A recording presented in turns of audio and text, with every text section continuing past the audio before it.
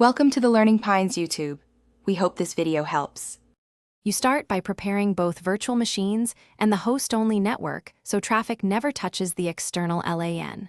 First, install guest editions inside each VM to ensure drivers and clipboard/network tools work. Next, open Virtualbox global network settings and create a host-only adapter. This isolates the link and gives you a predictable subnet. Once done, attach each VM's network interface to that host-only adapter.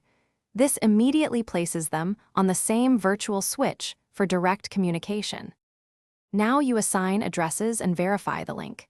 Configure static IPs on each VM within the host-only subnet, for example 192, 168, 56, 10 and 192, 168, 56, 11 with a 255, 255, 255, 0 mask, so naming resolution isn't required. Make sure the OS firewall permits ICMP and any service ports you need.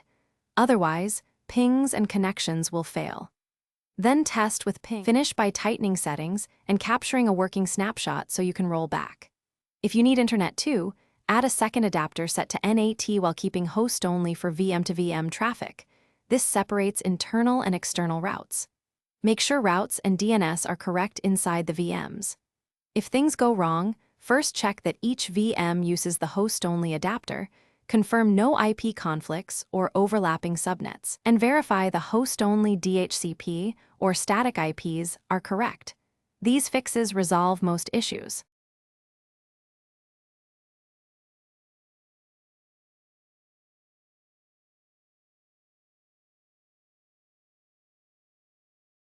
Thanks for watching. Consider subscribing if we helped you.